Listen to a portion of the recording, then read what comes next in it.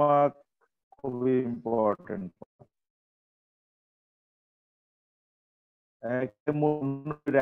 Record করতেছে sir ওই আমাদের হোস্ট। হোস্ট না? জি স্যার। এই রেকর্ড কিভাবে করে রে মিটিং, সেটাই তো আমি স্যার এটা হোস্ট পারে স্যার শুধু রেকর্ড করতে পারবে না শুধু? ওটা সেটিংস এর মধ্যে আছে নাকি? হোস্টের যে সেটিং আছে ওখানে আছে সেটিংস স্যার। এর মধ্যে আছে।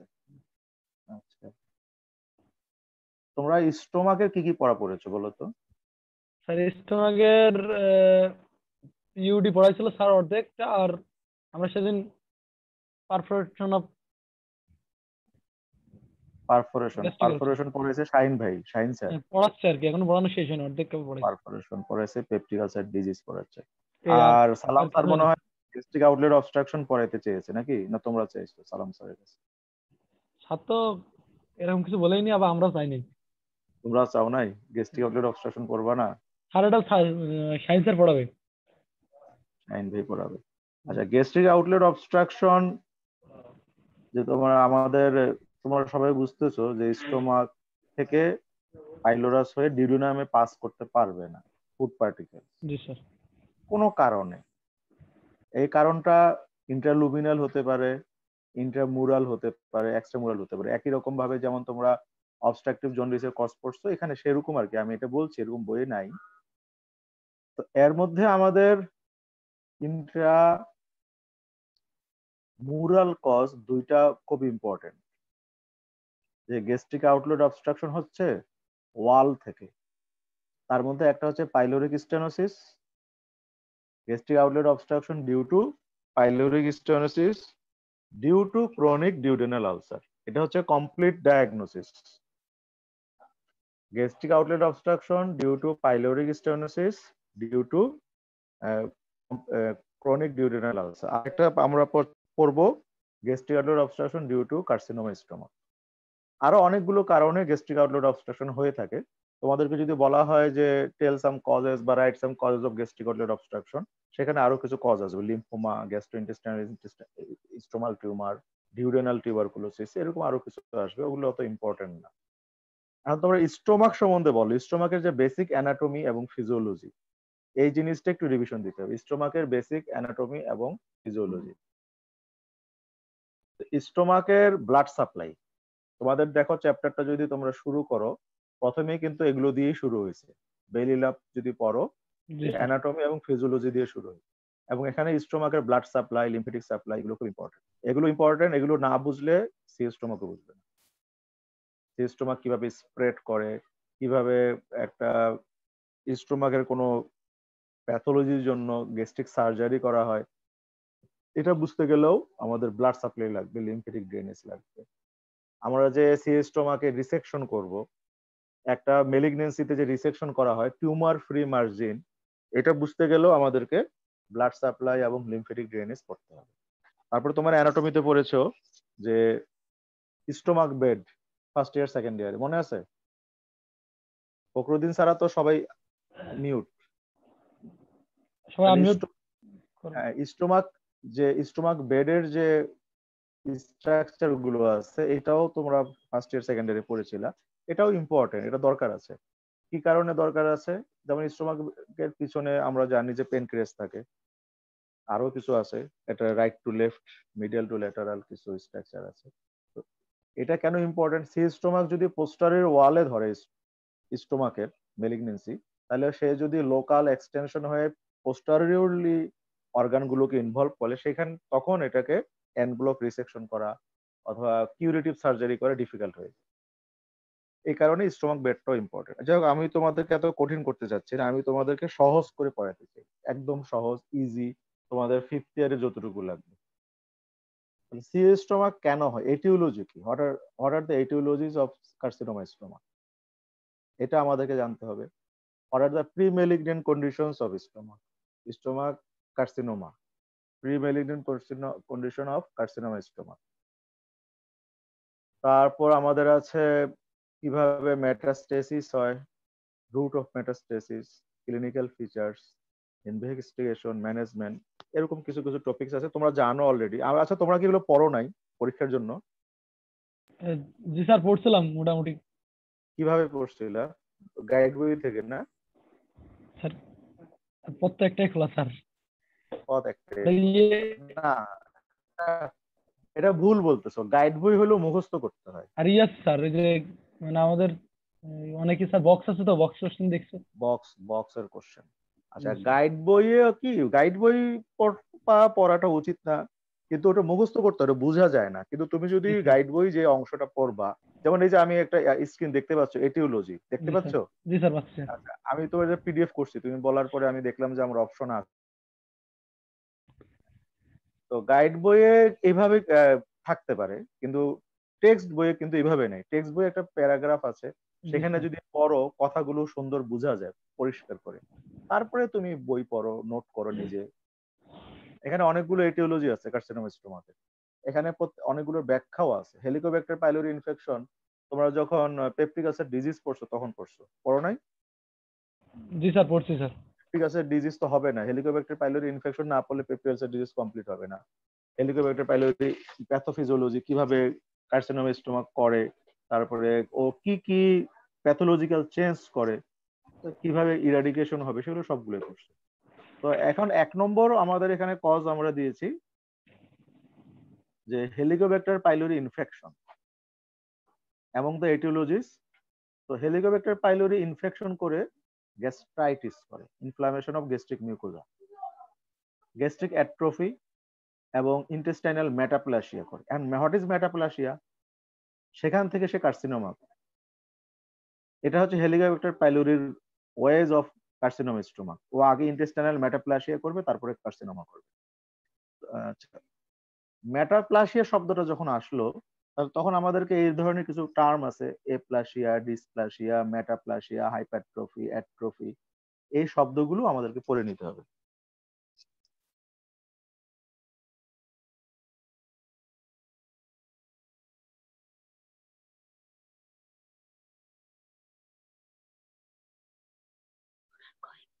ইন্টেস্টাইনাল মেটাপ্লাসিয়া, মেটাপ্লাসিয়া শব্দটা আমরা আসবো কিছুক্ষণ পরে তোমাদের কাছে। Helicobacter pylori infection, number 2 pernicious anaemia, number 3 gastric polyp, number 4 previous gastric surgery. Previous gastric surgery যদি থাকে, যেমন আমরা বাইপাস করি, গ্যাস্ট্রোজেজুনোস্টমি করি, এরকম গ্যাস্ট্রোজেজুনোস্টমি যদি হয়, তাহলে এন্টারো গ্যাস্ট্রিক রিফ্লাক্স, এন্টারো মানে ইন্টেস্টাইন, ইন্টেস্টাইন থেকে স্টোমাকের ভিতরে যদি রিফ্লাক্স হয়, বাইল রিফ্লাক্স হয়, তাহলে রিফ্লাক্স গ্যাস্ট্রাইটিস, বাইল ইরিটেশন করে, রিফ্লাক্স গ্যাস্ট্রাইটিস হয়, মেটাপ্লাসিয়া। এন্ড এই পেশেন্টের প্রিভিয়াস গ্যাস্ট্রিক সার্জারি যদি থাকে কোনো পেশেন্টের, তাহলে 4 times more risk of carcinoma stomach than general population. The patient has previous gastric surgery has 4 times more risk of carcinoma stomach than normal population, general population. Dietary factors, এখানে কয়েকটা কথা আছে, এতগুলো কথা তোমরা মনে রাখতে পারবা না। The important হচ্ছে, এখানে আমরা পড়ে নিই আগে, excessive salt intake, deficiency of antioxidant, use of preservatives in the food, there are nitrate, nitrite, nitrosamine, high consumption of animal fat, protein malnutrition, এগুলোকে একসাথে আমরা করে নিয়ে আসছি, বইয়ে আলাদা আলাদা ভাবে আছে। এখানকার মধ্যে জানতে চাইতে পারে যে preservative, food preservative, nitrate, nitrite, nitrosamine, these are the risk factors of carcinoma stomach. Personal habit, spirit ingestion, tobacco smoking. Environmental factor, dust ingestion in industrial process, obesity, higher socio-economic status, genetic factors. Genetic factors এর কয়েকটা example দেওয়া আছে, Peutz জেগার syndrome, hereditary non polyposis colorectal cancer, inactivation of P53 জিনের inactivation. এখানকার মধ্যে number 8, number 9 and number 10 আলাদা করে বোল্ড করা আছে। এখন সি স্টোমাক যে আমরা পড়ছি, সি স্টোমাক একটা স্টোমাকের অনেকগুলো পার্টস আছে, ফান্ডাস, বডি এন্ড অ্যান্ট্রাম, পাইলোরাস। তো এখানে আমাদের প্রক্সিমাল স্টোমাক আছে, ডিস্টাল স্টোমাক আছে। আমাদের দেশে মেলিগনেন্সি মোস্টলি হচ্ছে ডিস্টাল পার্টে, antral carcinoma more common. Western কান্ট্রিতে প্রক্সিমাল স্টোমাক অর্থাৎ কার্ডিয়া, অর্থাৎ এসোফাগো কার্ডিয়াক জাংশন, গ্যাস্ট্রোএসোফেজিয়াল জাংশন এবং ফান্ডাস, এখানে গ্যাস্ট্রোএসোফেজিয়াল জাংশনে মেলিগনেন্সি বেশি।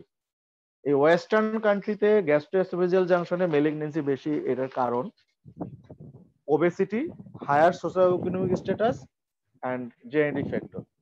আর আমাদের দেশে মূল কারণ হচ্ছে হেলিকোব্যাক্টার পাইলোরি, মানে আগের গুলো Helicobacter pylori infection, pernicious anaemia, gastric polyp, previous gastric surgery, এইসব গুলো আমাদের দেশে বেশি কমন। আমাদের সবচেয়ে বেশি কমন হচ্ছে হেলিকোব্যাক্টার পাইলোরি ইনফেকশন। আমাদের দেশে পুয়ার নিউট্রিশন, পেশেন্ট গুলো লো সোশিওইকোনমিক স্ট্যাটাস। তাহলে আমরা দুইটা চেঞ্জ করতে পারি, লো সোশিওইকোনমিক স্ট্যাটাস এবং higher socioeconomic status. In patients of low socioeconomic status, distal carcinoma stomach is more common. আর হায়ার সোশিওইকোনমিক স্ট্যাটাসে প্রক্সিমাল কার্সিনোমা মোর কমন, অর্থাৎ গ্যাস্ট্রোএসোফেজিয়াল জাংশনে মোর কমন। তোমাদের গ্যাস্ট্রোইন্টেস্টাইনাল ট্র্যাক্টের মেলিগনেন্সির একটা ছবি, পার্সেন্টেজের একটা ছবি, যে কোন সাইটে বেশি হয় বেলি ল্যাবে দেওয়া আছে।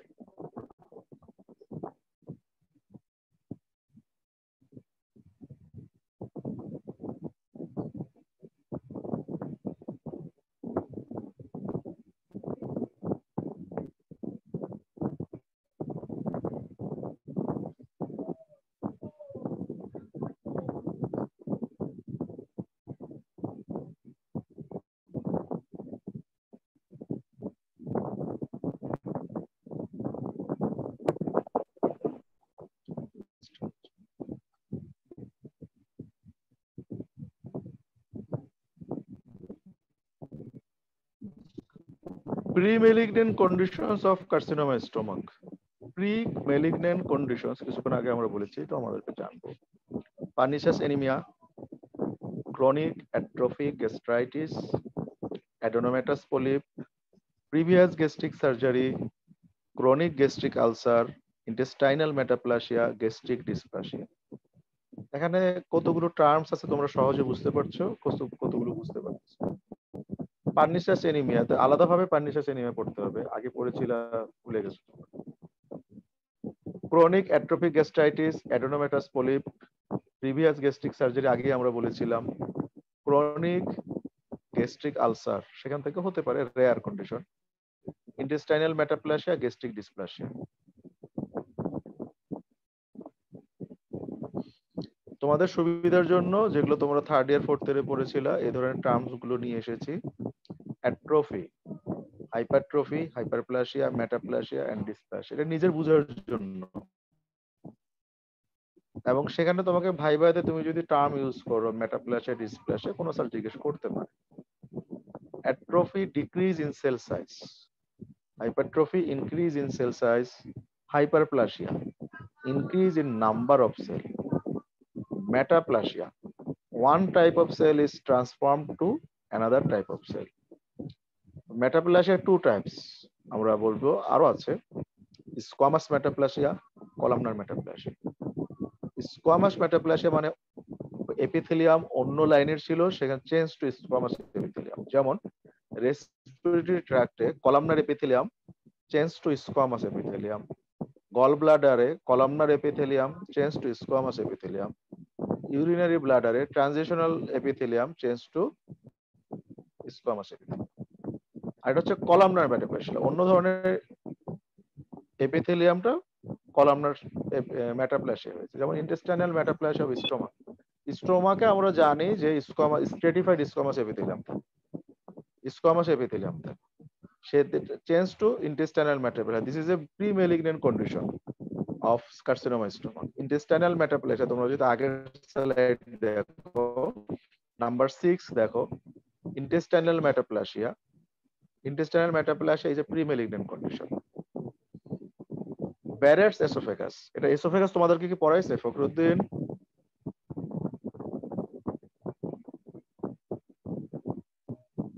এরে তোমরা কি সব নামাজে গেছো নাকি? না স্যার, শুনছি তো স্যার। তোমাদের নাম ধরে আগে জিজ্ঞেস করলাম। তোমার কি এসোফেগাস পড়ানো হয়েছে?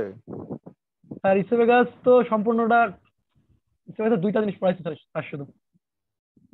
সালাম সালাম সালাম স্যার। ওই একাডেমিক কার্ডিয়া স্যার, কার্ডিয়া আর carcinoma oesophagus. Carcinoma oesophagus. Carcinoma oesophagus আর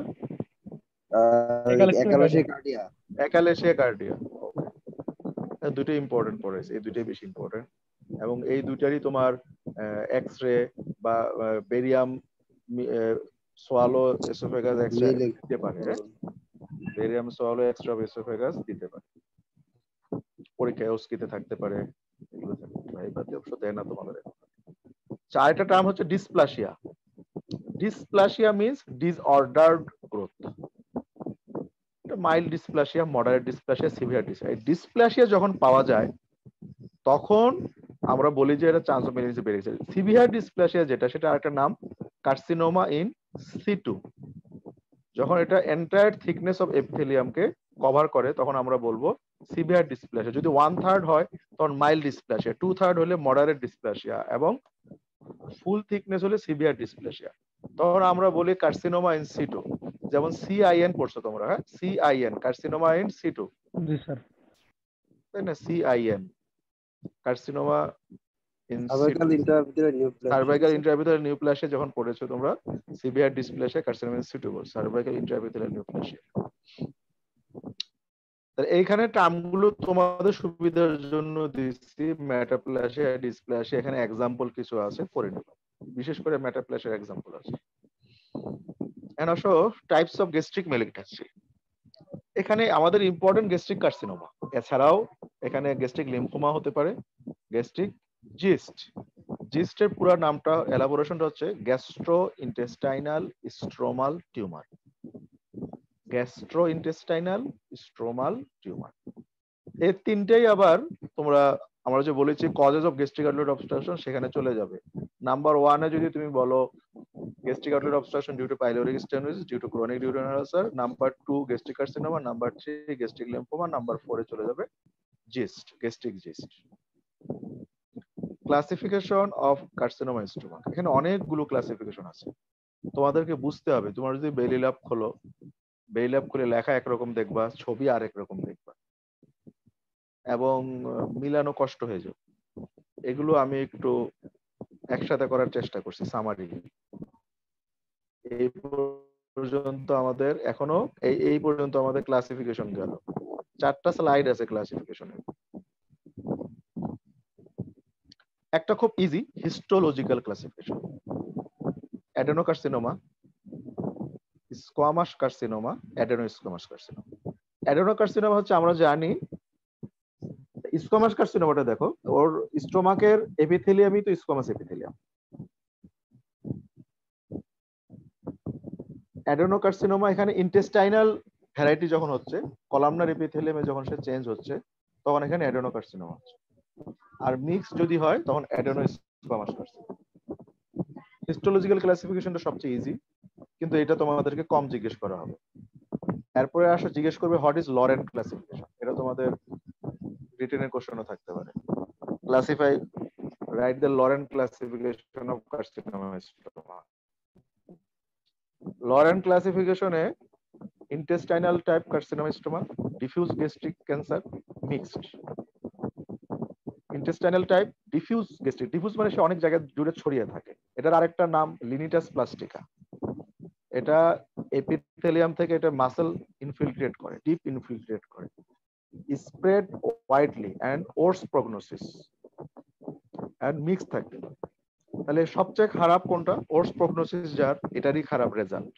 ডিফিউজ গ্যাস্ট্রিক ক্যান্সার হচ্ছে ওর্স প্রগনোসিস।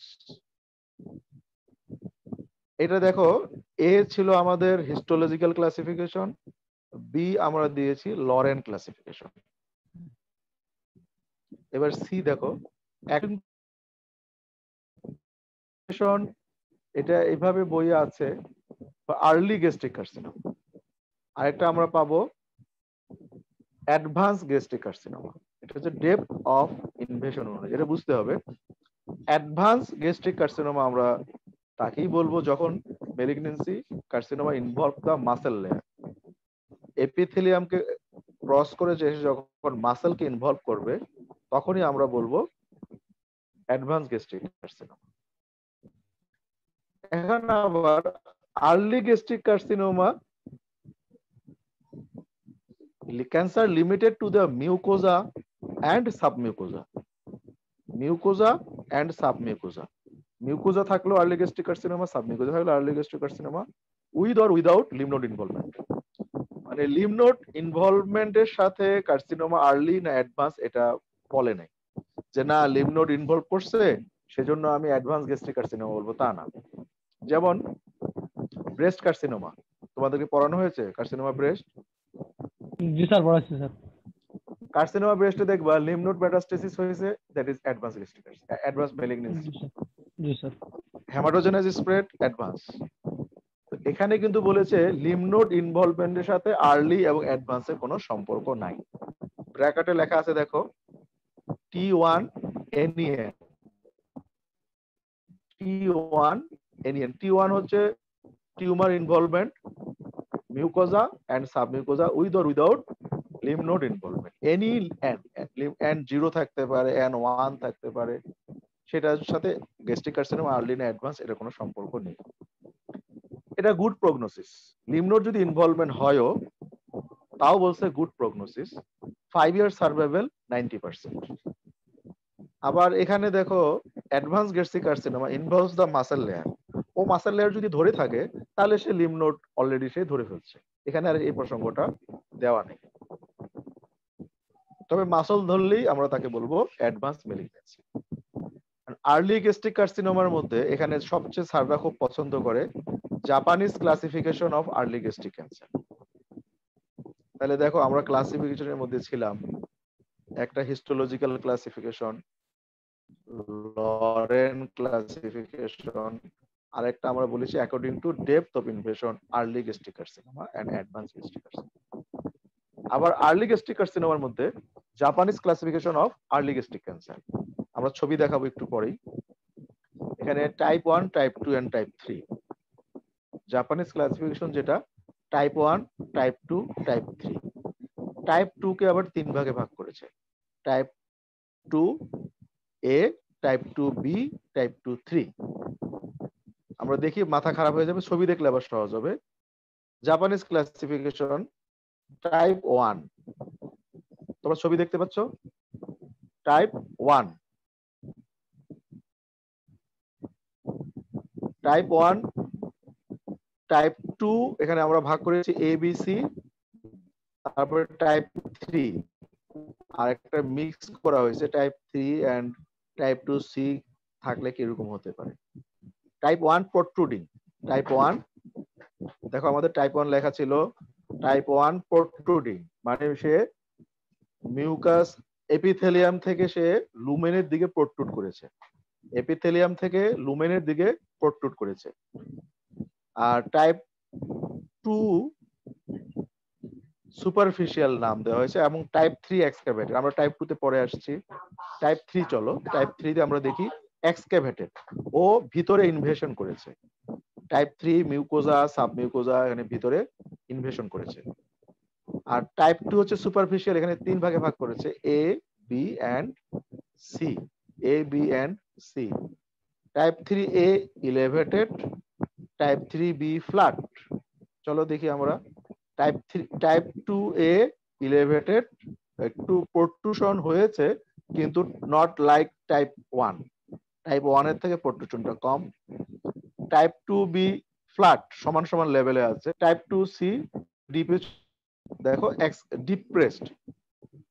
আর এখানে টাইপ 3 আমরা দেখতেছি এক্সক্যাভেটেড। টাইপ 3 দেখো, তোমাদের কি ক্লোজ করলে বা এনলার্জ করলে বোঝা যায় স্ক্রিনটা? স্যার বোঝা যায়, বোঝা যায় স্যার, এমনিতে বোঝা যায়।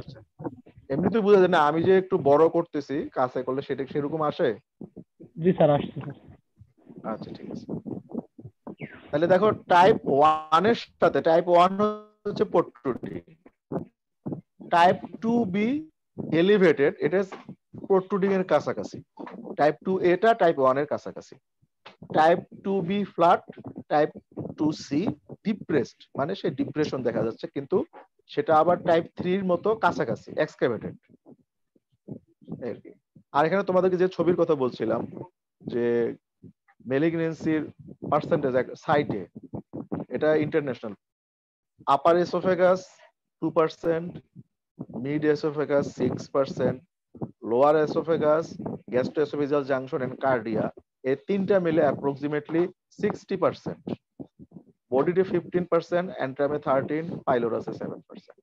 তাহলে lower oesophagus, gastroesophageal junction and কার্ডিয়া এখানেই 60%। আমরা যদি লোয়ার এসোফেগাসকে বাদও দেই তাহলে গ্যাস্ট্রোএসোফেজিয়াল জাংশন এন্ড কার্ডিয়াতে 35% আসে, আর যেখানে পাইলোরাসে মাত্র 7%। আবার যদি তুমি দেখো কার্সিনোমা এসোফেগাস কত ইম্পর্টেন্ট, তুমি যদি কার্সিনোমা এসোফেগাসকে দেখো আপার, মিড এন্ড লোয়ার, এখানে দেখো 30%। আমাদের আপার গ্যাস্ট্রোইন্টেস্টিনাল ট্র্যাক্টের মেলিগনেন্সির সাইটের পার্সেন্টেজ। তাহলে আমরা আবার ক্লাসিফিকেশনে পড়ি। Early gastric carcinoma, cancer limited to the mucosa and submucosa with or without lymph node involvement, T1 NEN আমরা বলছি। আর advance gastric carcinoma, cancer involves the muscle layer. খুব সহজ করে দিছি কিন্তু তোমাদের জন্য, cancer involves the muscle layer. এই অ্যাডভান্স গ্যাস্ট্রিক কার্সিনোমা এটাকে আবার ক্লাসিফিকেশন করা হয়েছে, বোরম্যান সাহেব ক্লাসিফিকেশন করেছেন type 1, 2, 3, 4। Borrmann classification type 1, type 2, type 3, type 4। এখানে ঠিক ওইভাবে টাইপ 1, টাইপ 2, টাইপ 3 ওইভাবে আলাদা করে নাম লেখা নেই বা ব্যাখ্যা দেওয়া নেই। আমরা টাইপ 1, টাইপ 2, টাইপ 3 এর সাথে অন্যগুলোকে খুব একটা মিলাইতে পারবো না। যদি এমনি আমরা দেখি, টাইপ 1 দেখো প্রলিফারেটিভ, টাইপ 1 প্রলিফারেটিভ, টাইপ 2 আলসারও প্রলিফারেটিভ, আলসারও আছে, প্রলিফারেশনও আছে। টাইপ 3 ও ইনভলভ করেছে মাসেল লেয়ারকে বেশি করে, এক্সটেনশন আছে। আর টাইপ 4 এক্সটেনশনটা দেখো অনেক বেশি, এক্সটেন্সিভ। এইটা ডিফিউজ ইনফিল্ট্রেটিভ, ইনফিল্ট্রেশন হয়েছে, এটাও ইনফিল্ট্রেশন হয়েছে, এখানে ডিফিউজ ইনফিল্ট্রেশন টাইপ 4 এ। এই ইনভলভস অল লেয়ার্স, এবং এটার আরেকটা নাম ডিফিউজ ইনফিল্ট্রেটিভ অর লিনিটাস প্লাস্টিকা। এই শব্দটা একটু আগে আমরা পড়েছিলাম প্রথম স্লাইড। দেখো লরেন ক্লাসিফিকেশনে আমরা ইন্টেস্টাইনাল টাইপ এবং ডিফিউজ গ্যাস্ট্রিক টাইপ আমরা যেটা পড়েছিলাম, এই ডিফিউজ গ্যাস্ট্রিক ক্যান্সার লিনিটাস প্লাস্টিকা, এইটা আবার বোরম্যান ক্লাসিফিকেশনে টাইপ 4 এ আমরা পাচ্ছি পোর্স প্রগনোসিস। এই হচ্ছে আমাদের মোটামুটি ক্লাসিফিকেশন। ছবি এইভাবে, তো এটা তো বই থেকে তোলা, ছবিটা আলাদা করে বই থেকে আমি তুলে নিয়ে এসেছি, আমি এটা আঁকি নাই, এটা স্ক্রিনশট করে এডিট করে নিয়ে এসেছি।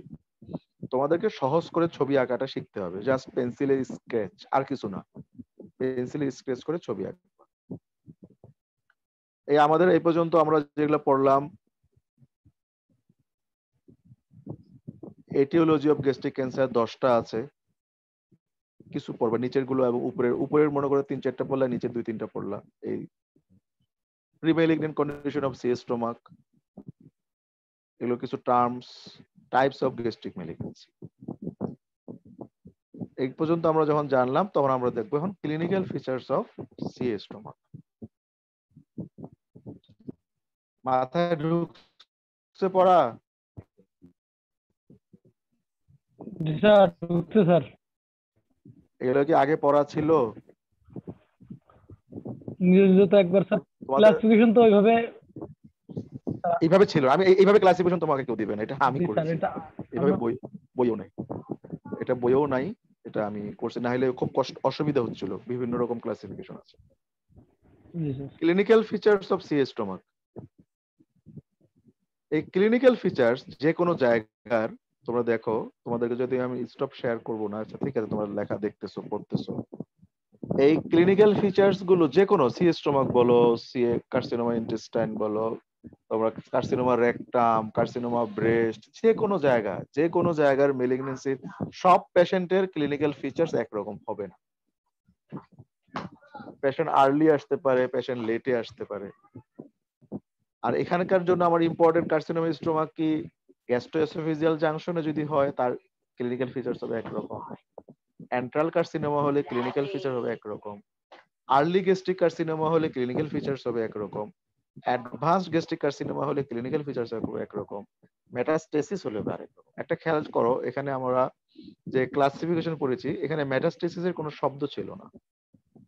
ক্লাসিফিকেশনে আমাদের যেটা আর্লি গ্যাস্ট্রিক ক্যান্সার এবং অ্যাডভান্স গ্যাস্ট্রিক ক্যান্সার, এখানে কোথাও লেখা নাই যে কার্সিনোমা স্টোমাক লিভারে মেটাস্টেসিস হয়েছে অ্যাডভান্স হবে। খেয়াল করিও কিন্তু এখানে আর্লি অ্যান্ড অ্যাডভান্স এটা নির্ভর করে লোকালের উপরে, লোকালি টিউমারটা কেমন আছে। আবার বলে দিচ্ছি, এপিথেলিয়ামে যদি ইনভলভ থাকে শুধু, সে আর্লি গ্যাস্ট্রিক কার্সিনোমা, ও এপিথেলিয়াম ক্রস করে মাসেলে গেলেই অ্যাডভান্স। এখানকার সাথে আমাদের মেটাস্টেসিসের কোনো সম্পর্ক নাই, কিন্তু অন্যান্য সব জায়গায় যে দেখবা মেটাস্টেসিসের সম্পর্ক আছে। আর এখানে মেটাস্টেসিসের সম্পর্ক আমরা পাবো আরেকটা জায়গায়, আমরা যদি ওই স্টেজিং করি, টিএনএম স্টেজিং। টিএনএম স্টেজিংটা অনেক কঠিন, ওইটা করলে আমরা যাই তখন টি এন এবং এম পাবো। টি হচ্ছে টিউমার সাইজ, এন হচ্ছে লিম্ফ নোড, এম হচ্ছে ডিস্টেন্ট মেটাস্টেসিস। সেটা আমরা দেখি, ওটা কঠিন আছে, খুব কঠিন, ওটা তোমরা মনে রাখতে পারবা না। তোমাদের পরীক্ষা কি এই ধরনের কোনো কিছু থাকে? মনে হয় না। শুধু স্টোমাকের না, আমি বলছি অন্যান্য, যেমন কার্সিনোমা ব্রেস্ট, অন্যান্য কিছু। টিএনএম স্টেজিং খুব ডিফিকাল্ট, মুখস্থ করলে খুব কষ্ট করে যদি মুখস্থ করো, সেদিন পড়বে সেদিন মনে থাকবে, তারপরের দিন ভুলে যাবে। এবার আসো, আমরা যেটা বলছিলাম, clinical features of carcinoma stomach depends upon site, proximal or distal, type, early or advance, and metastasis. এইখানকার যে ক্লিনিক্যাল ফিচার্স গুলো আমরা বলছি, এবং এর পরবর্তীতে আমরা যে রুট অফ মেটাস্টেসিস বলবো, এবং তার পরবর্তীতে আমরা ম্যানেজমেন্ট বলবো, এই ধরনের জিনিসগুলো প্রত্যেকটা মেলিগনেন্সিতে তোমরা কাছাকাছি করে লিখতে পারবা, এইভাবে ভাগ করে লিখতে পারবা। নামটা খুব ইম্পর্টেন্ট, নিউলি অনসেট ডিসপেপসিয়া। শুধু যদি ডিসপেপসিয়া লেখো আর আরেকজন যদি নিউলি অনসেট ডিসপেপসিয়া লেখে, দুটার মধ্যে পার্থক্য আছে। নিউলি অনসেট, আগে কখনোই তার ডিসপেপসিয়া ছিল না। তাহলে আরেকটা শব্দ আসছে এখানে, ডিসপেপসিয়া। What is dyspepsia? এটা পড়া দিলাম, পরের ক্লাসে ধরবো। What is dyspepsia? কাকে ধরবো? সবার মিউট করা থাকবে, যাকে ইচ্ছে তাকে ধরবো। জি স্যার, আনমিউট করা থাকবে। ডিসপেপসিয়ার একটা ডেফিনেশন আছে, এখানে অনেকগুলো সাইন সিম্পটম আছে। আপার অ্যাবডোমিনাল পেইন থাকতে পারে, ব্লোটিং থাকতে পারে, তারপরে ফুলনেস থাকতে পারে, আনইজিনেস থাকতে পারে, আর্লি সেটেড, অনেকগুলো টার্ম, 8-9টা টার্ম আছে। নিউলি অনসেট ডিসপেপসিয়া, এখানকে আমরা কিছু শব্দ দিয়েছি, এক্সাম্পল দিয়েছি। এপিগ্যাস্ট্রিক ডিসকমফোর্ট আফটার মিল, খাওয়ার পরে সে বলবে যে ভালো লাগে না, অল্প খাওয়ার পরে কেমন যেন লাগে, মানে সে বলবে যে ভাল লাগে না, খাওয়ার পরে একটু খারাপ লাগে, অসুবিধা, এইটুকু। আর্লি স্যাটাইটি, অল্প খেলেই পেট ভরে যায়। অ্যানোরেক্সিয়া, অ্যানোরেক্সিয়া তো সব মেলিগনেন্সিতে মুখস্থ করছো তোমরা, টিউবারকুলোসিস আর malignancy. Anorexia, anaemia, asthenia, weight loss, না? আচ্ছা, এখন features of advance gastric cancer. এই ফিচার্স অফ অ্যাডভান্স গ্যাস্ট্রিক ক্যান্সারকে আমরা ভাগ করছি কনস্টিটিউশনাল সিম্পটম। এই constitutional symptom, it is due to malignancy. এটা কোথায় হইলো?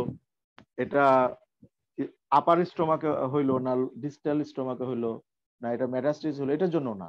এটা মেলিগনেন্সি, এভরি মেলিগনেন্সির কনস্টিটিউশনাল সিম্পটম আছে, এটা তোমরা সব জায়গায় লিখতে পারবা। Anaemia, anorexia, asthenia, weight loss. যেমন টিউবারকুলোসিস, এই চারটাই তোমরা দিতে পারো, anaemia, anorexia, asthenia, weight loss. তেমনি মেলিগনেন্সি তো কনস্টিটিউশনাল সিম্পটম গুলো like tuberculosis.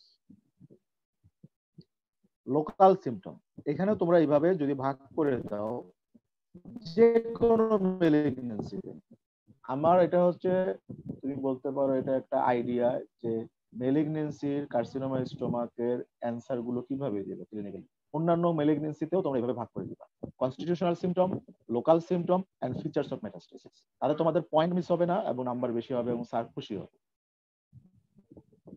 Local symptom, early satiety, bloating, distension, haematemesis and or মেলেন,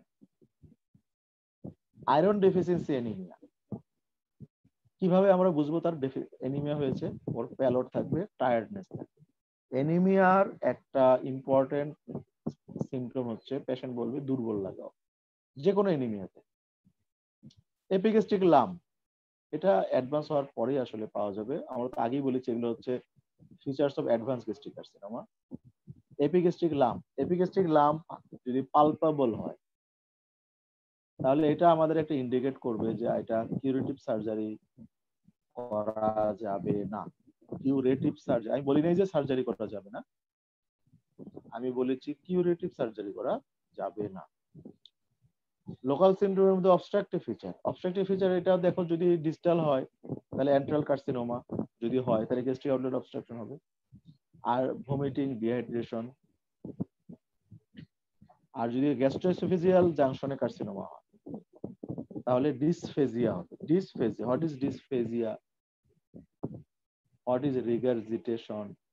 তোমরা যখন এসোফেগাস পড়েছো তখন সম্ভবত এই টার্মস গুলো ছিল, ডিসফেজিয়া, রিগারজিটেশন, ভমিটিং, এই শব্দগুলো আলাদা আলাদা করে ব্যাখ্যা করা হয়।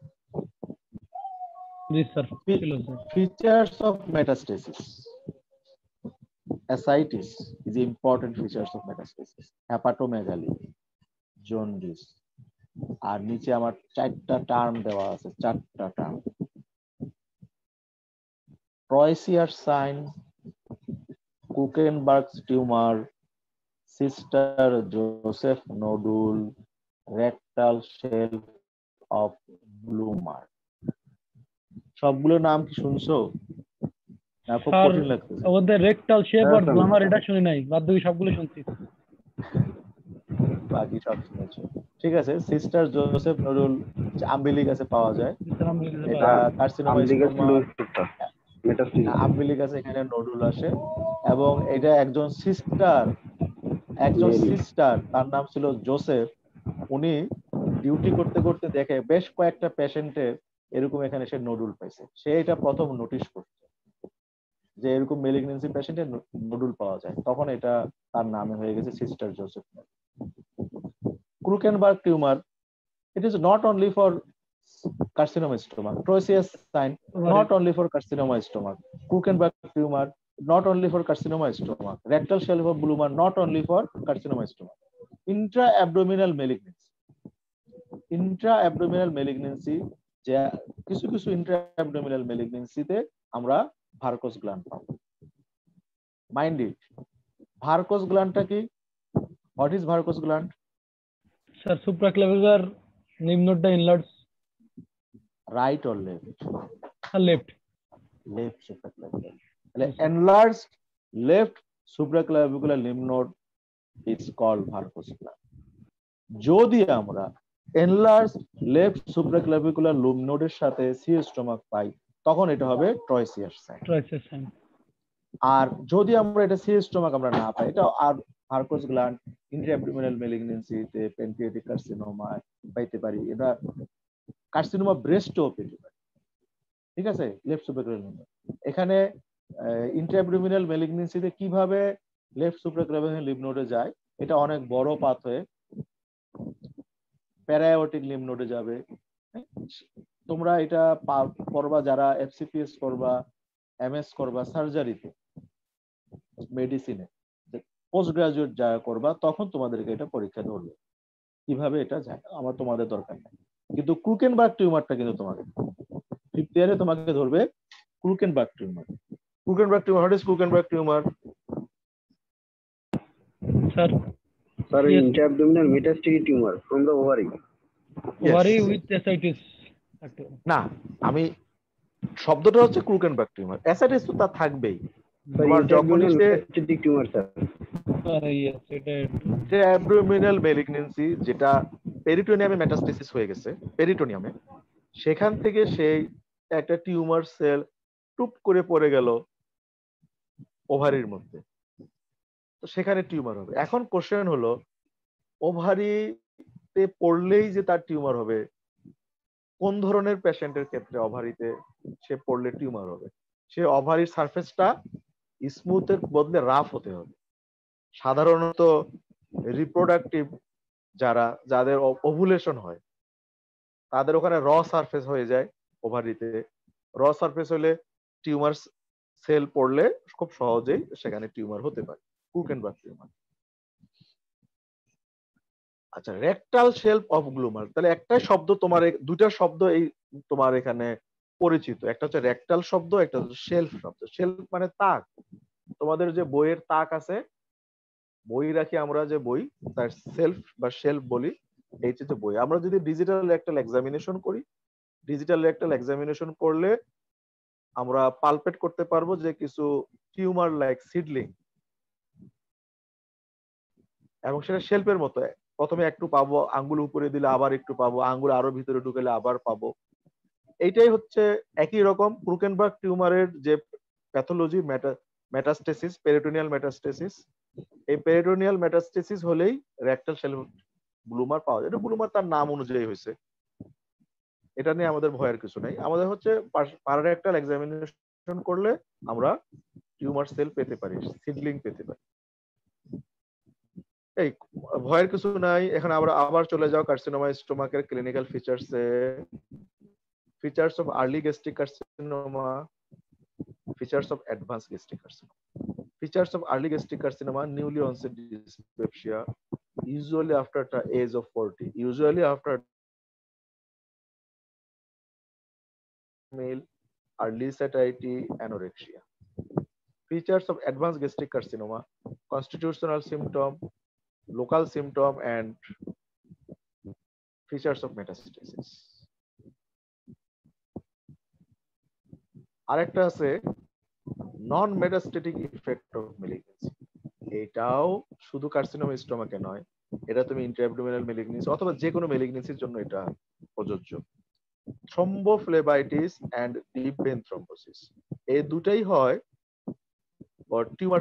ডিপ ভেন থ্রম্বোসিস টিউমার সেলগুলো ডিপ ভেইনে, স্পেশালি কাফ মাসলের ভেইনগুলোতে ব্লক করে ডিপ ভেন থ্রম্বোসিস করতে পারে। আর থ্রম্বোফ্লেবাইটিস, এটার একটা নাম ট্রোসিয়াস সাইন। আর আগেরটা ছিল কি সাইন বলো তো? দেখো ভার্কোস গ্ল্যান্ড নামটা দেখো, ট্রয়সিয়াস সাইন, ট্রয়সিয়াস সাইন, আর এটা হচ্ছে ট্রোসিয়াস সাইন, কাছাকাছি উচ্চারণ। Thrombophlebitis due to effect of tumour on thromboembolic and metastatic mechanism.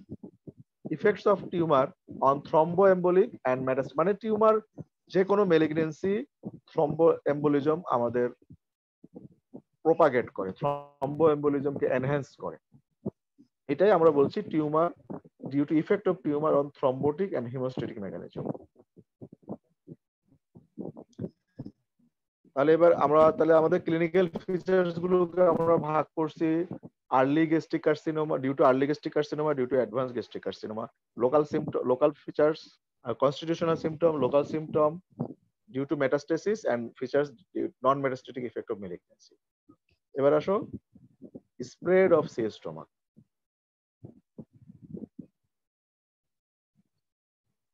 এটাও দেখো অনেকগুলো পয়েন্ট নিয়ে আসছি, তোমরা এতগুলো পয়েন্ট বলতে পারতা, কিন্তু এখন দেখো খুব ইজি। এগুলোও তোমরা যে কোনো মেলিগনেন্সিতে লিখতে পারবা, এবং স্পেশালি ইন্ট্রাঅ্যাবডোমিনাল যে কোনো মেলিগনেন্সিতে তোমরা এইভাবে লিখতে পারবা: direct spread by local invasion, lymphatic spread. এই লাইনটা, প্রথম লাইনটা খুব ইম্পর্টেন্ট, পরের গুলো তুমি না পড়ো। লিম্ফেটিক স্প্রেড কিভাবে হয়, কার্সিনোমা স্টোমাক লিম্ফেটিক স্প্রেড কিভাবে হয়? By permeation and by embolization. তাহলে আমাদেরকে জানতে হবে, এতক্ষণে কে জয়েন করলো রে? কাজী রিমা, 153 রোল। কে, সে কোথায় গেছিল? মিটিং করতে গেছিল অন্য কোনো? হ্যাঁ ফখরুদ্দিন স্যার। কাজী রিমা কে? কোন প্রাইম মিনিস্টার নাকি? সে এতক্ষণে জয়েন করলো।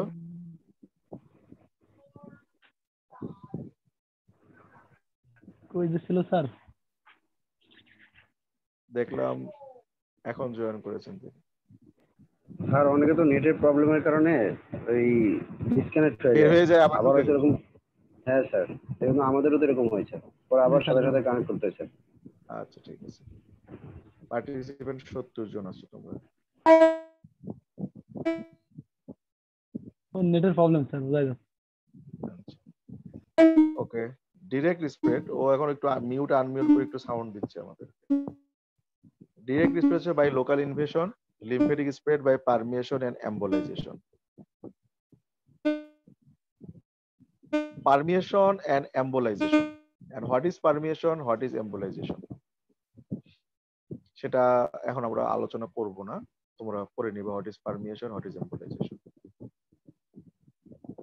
এখন আমরা যে বলেছিলাম দেখো নিচে Virchow's gland left supraclavicular lymph নোডে কিভাবে যায়, ও থোরাসিক ডাক্ট আগে প্যারায়োটিক লিম্ফ নোডে যাবে, প্যারায়োটিক লিম্ফ নোড থেকে থোরাসিক ডাক্ট দিয়ে লেফট সুপ্রাক্লাভিয়াল লিম্ফ নোডে যাবে। ওখানে আরো কিছু মেকানিজম আছে, কতগুলো তোমাদের মনে থাকবে না।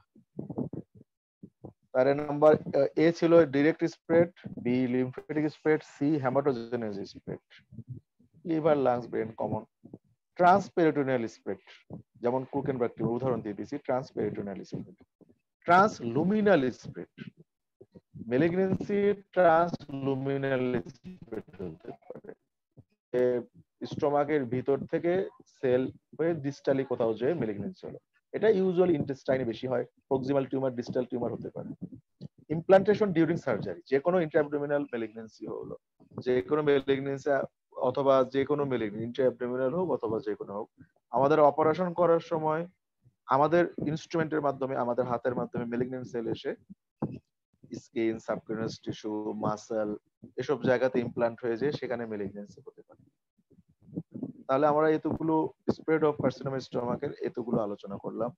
Direct spread, lymphatic spread, haematogenous spread, transperitoneal spread, transluminal spread, implantation during surgery, এবং এগুলো খুব কমন, সব জায়গায় দিতে পারবো। আচ্ছা, এখানে দেখো লিম্ফেটিক স্প্রেডের মধ্যে আমরা তিনটা ভাগ করছি। নিম্নর অনেকগুলো আছে, first tyre, second tyre, third tyre group করা আছে। আচ্ছা, এগুলো বাদ দিলাম, এগুলো পড়তে হবে না তোমাদেরকে, কঠিন হবে। আমি তোমাদেরকে যেটা বলেছিলাম টিএনএম ক্লাসিফিকেশন পড়ার দরকার নাই। টিএনএম হচ্ছে টিউমার সাইজ বোঝায়, এন দিয়ে লিম্ফ নোড বোঝায়, এবং এম দিয়ে মেটাস্টেসিস বোঝায়। এটা কমন কথা। M0 মানে নো ডিস্টেন্স মেটাস্টেসিস, M1 মানে ডিস্টেন্স মেটাস্টেসিস, এটুকু তোমরা জানো। N0 মানে নো লিম্ফ নোড ইনভলভমেন্ট, আর N1 2 3 এর আলাদা হিসাব আছে। 0 মানে নো, 0 মানে এখানে নো।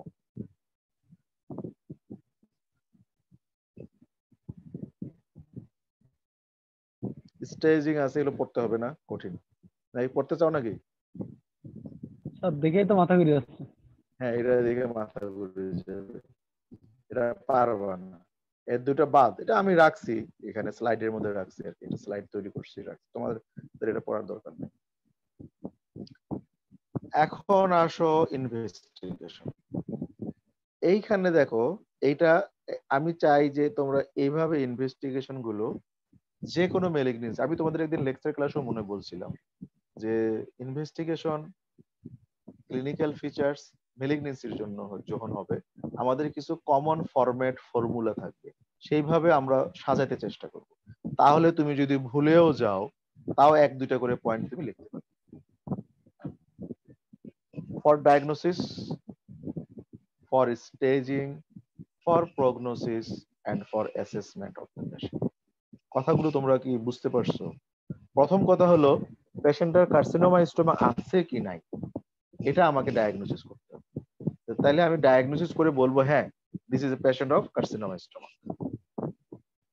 ফর স্টেজিং, আমরা যে তোমরা স্টেজ দেখলা, তুমি হয়তো ভয় পাচ্ছ স্টেজিং, হ্যাঁ আমি পড়বো না স্যার, এটা কঠিন, আমি পড়বো না, কঠিন। কিন্তু আমরা যখন ট্রিটমেন্ট করব, তুমি ভবিষ্যতে যখন তুমি এখানে পড়তে আসবা বা সার্জারি করবা, তোমার বিখ্যাত সার্জন হবা, তখন তোমার অপারেশনের আগে এই স্টেজিং গুলো লাগবে, এখন দরকার নাই। এই স্টেজিং গুলো করতে গেলেও আমার কিছু ইনভেস্টিগেশন প্রয়োজন হবে, কারণ এই স্টেজিং এর উপরে ডিপেন্ড করবে আমি সার্জারি কত দূর করব। এক্সটেন্ট অফ সার্জারি ডিপেন্ড করবে আমার স্টেজিং এর উপরে। ফর প্রগনোসিস, ফর প্রগনোসিস মানে আমি এখন কিছু জিনিস দেখে রাখবো বিফোর অপারেশন, এবং আফটার অপারেশন আমি পেশেন্টটাকে যখন ফলো আপে দেখবো, তখন ওই রিপোর্ট গুলো দেখে, ইনভেস্টিগেশন গুলো দেখে আমি বুঝতে পারবো পেশেন্ট ইমপ্রুভ হয়েছে নাকি হয়। এই কারণে ফর প্রগনোসিস আমরা কিছু ইনভেস্টিগেশন করব। আর for assessment of the patient, এই যে পেশেন্টটা আমার কাছে আসছে, এই পেশেন্টের জেনারেল কন্ডিশন কেমন আছে, এই পেশেন্টটা মেলিগনেন্সির জন্য তার যে ইফেক্ট হয়েছে, বর্তমানে তার জেনারেল কন্ডিশন কেমন, সে তার পেশেন্টের অপারেশন করা যাবে কিনা, অথবা অপারেশন করার আগে তার কোনো ফিটনেস ইমপ্রুভমেন্ট করা লাগবে কি লাগবে না, পেশেন্টের ডায়াবেটিস আছে কিনা, পেশেন্টের হাইপারটেনশন আছে কিনা, পেশেন্টের অন্য কোনো রিস্ক ফ্যাক্টর আছে কিনা, পেশেন্টের নিউট্রিশন কেমন, এগুলো আমরা দেখবো অ্যাসেসমেন্ট অফ দ্য পেশেন্ট। তাহলে ফর ডায়াগনোসিস কার্সিনোম স্টোমাক, মাথা ঠিক আছে?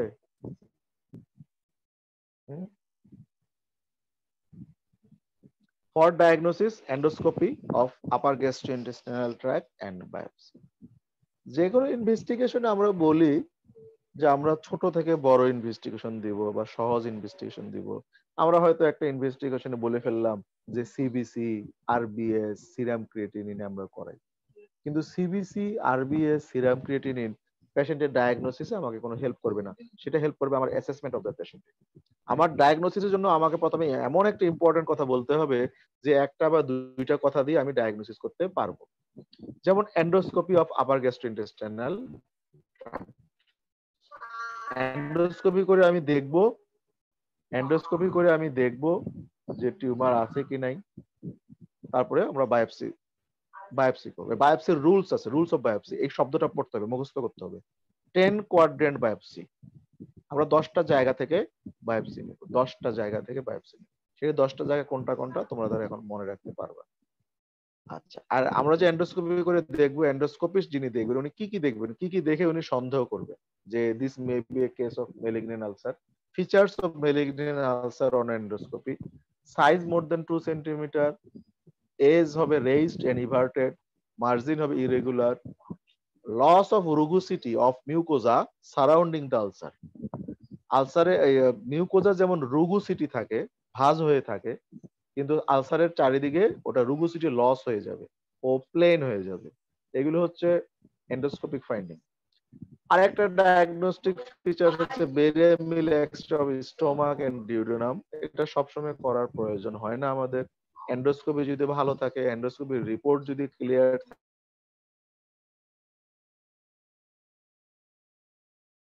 থাকে, সার্জন যদি কনফিডেন্ট থাকে, তাহলে আর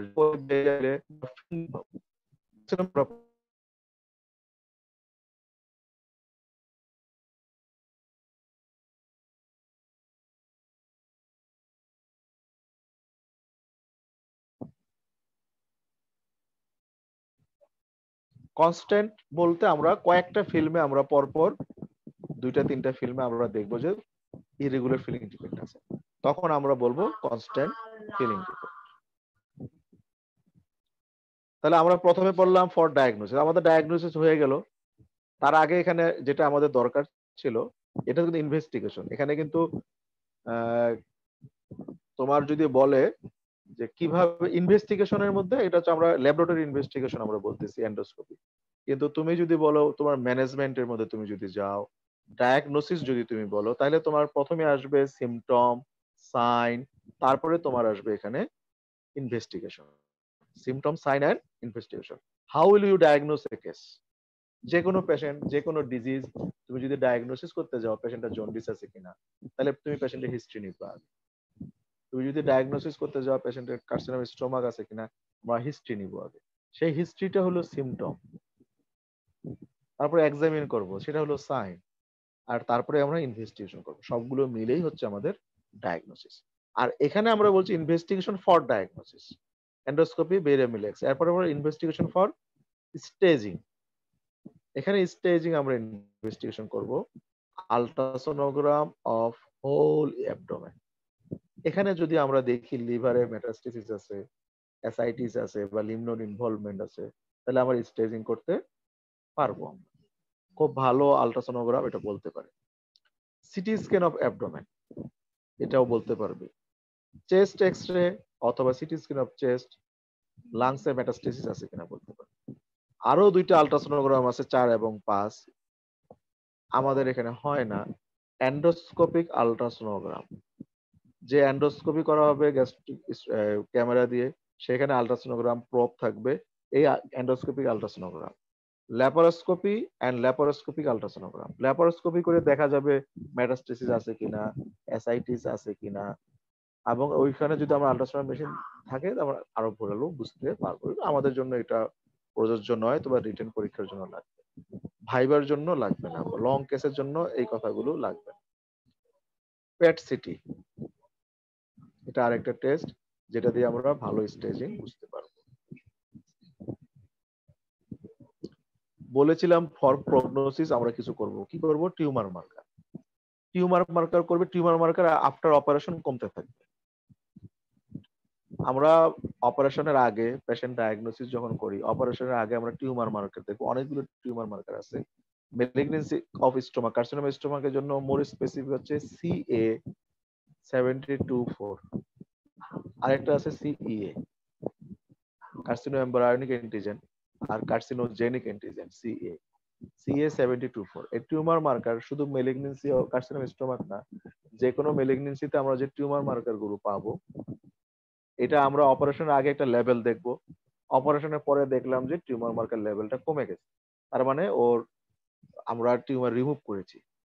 এরপরে ফলো আপে দেখবো টিউমার মার্কার আবার আরো কমে গেছে। এরপরে ফলো আপে যদি আমরা দেখি টিউমার মার্কার বাড়ছে, সেটা কি ইন্ডিকেট করবে? সেটা ইন্ডিকেট করবে রিকারেন্স অফ দ্য ডিজিজ। এই কারণে আমার টিউমার মার্কার, তখন আমরা বুঝবো যে প্রগনোসিস খারাপ। আর যদি টিউমার মার্কার লেভেল কমতে থাকে তাহলে সেটা প্রগনোসিস হবে ভালো। আচ্ছা, আর for assessment of the patient, সব পেশেন্টের জন্য, সব ম্যালিগন্যান্সি দেখো, সিবিসি করবা। এই পেশেন্টে আমরা আবার পিবিএফও করব। পিবিএফ করলে আমরা মাইক্রোসাইটিক হাইপোক্রোমিক এনিমিয়া অথবা মেগালোব্লাস্টিক এনিমিয়া পেতে পারি।